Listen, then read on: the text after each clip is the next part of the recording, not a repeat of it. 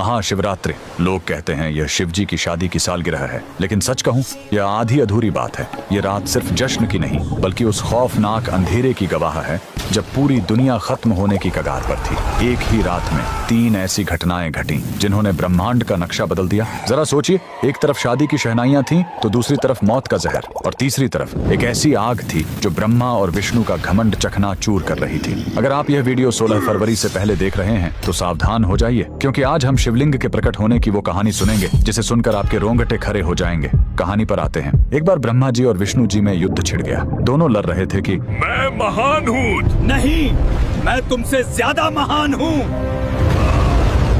उनका यह घमंड जब दुनिया का संतुलन बिगाड़ने लगा, तब अचानक उनके बीच एक विशाल अनंत अग्नि स्तंभ प्रकट हुआ। वह आग का एक ऐसा खंभा था जिसका न कोई शुरुआत था न अंत। उस स्तंभ से एक भारी आवाज आई, जो मेरे आखिरी सिरे को खोज लेगा वही महान होगा।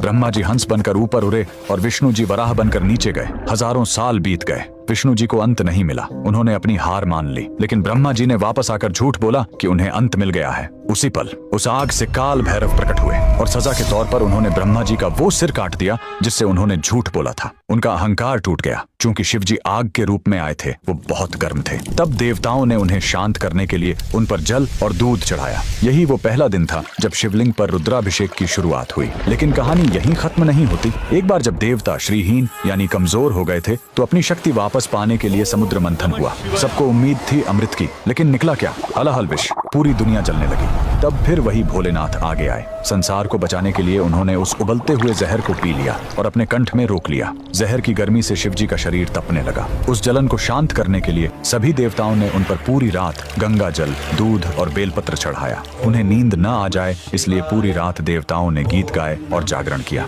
यही वजह है कि महाशिवरात्रि पर हम पूरी रात जागते हैं। लेकिन रुको, यह रात इतनी डरावनी भी नहीं है। इसी रात प्रेम की जीत भी हुई थी। जब माता सती ने अपने प्राण त्यागे थे तो शिव जी पूरी तरह टूट गए थे। वो वैरागी बन गए, दुनिया छोड़कर समाधि में चले गए। तब माता सती ने पार्वती के रूप में जन्म लिया। उन्होंने हजारों साल तक कठोर तपस्या की, सिर्फ अपने शिव को वापस पाने के लिए। आखिरकार भोलेनाथ पिघले। इसी महाशिवरात्रि की रात वो वैरागी फिर से दूल्हा बना और शिव शक्ति का मिलन हुआ। तो इस 16 फरवरी जब आप शिवलिंग पर लौटा भर जल चढ़ाएं, तो याद रखिएगा, आप उस आग को शांत कर रहे हैं और उस जहर के दर्द को कम कर रहे हैं। कमेंट में लिखें हर हर महादेव